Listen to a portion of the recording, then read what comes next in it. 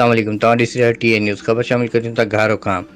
जमात इस्लामी घारो पारां मुल्क में महंगाई के खिलाफ एहतजाज। तब्दीली सरकार आवाम ते महंगाई जो बार विझी करे गरीब मिस्किन माण्हुनि जी चेल्ह चिॿी करे छॾी आहे। रोज़मर्रा जी इस्तेमाल जी शयुनि जी क़ीमत में घाटे थोरो इज़ाफ़े ग़रीबनि खां ॿिनि वक़्तनि जी मानी बि खसे वरिती आहे। मुल्क खे महांगाई समेत समूरे बहराननि मां सिर्फ़ जमात इस्लामी ई कढी सघे थी।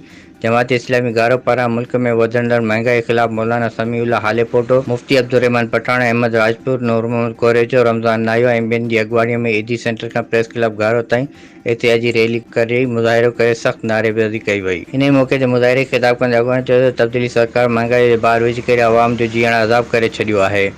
माण्हू ॿिनि वक़्तनि जे गिबे लाइ बि परेशान आहिनि ऐं हुक्मरान सिर्फ़ बयानबाज़ियुनि ऐं ॿ टाकनि ताईं महदूद आहिनि। इमरान ख़ान ऐं संदसि काबीना जी नाक़िस पॉलिसी सबबि पेट्रोल समेत अटो, गिह, खंडु ऐं चांवर समेत आम इस्तेमाल जी समूरी शयुनि जा अघ आसमान ताईं पहुची विया आहिनि, जंहिं सबबि अवाम परेशानीअ जो शिकार आहे। मुल्क जो ग़रीब अवाम वधीक परेशानीअ जो शिकार थी वियो आहे। अॻुवाणनि वधीक चयो त मुल्क खे महांगाई समेत ॿियनि बहराननि मां कढण जो हल सिर्फ़ जमात इस्लामी वटि आहे। महांगाई ते कंट्रोल न कंदड़ इमरान ख़ान खे इस्तीफ़ा ॾेई घर भेरो थियणु घुरिजे। इन ई मौक़े ते मुज़ाहिरीन महांगाई नामंज़ूर ऐं गो न्याज़ी गो जा नारा पिणु हंया।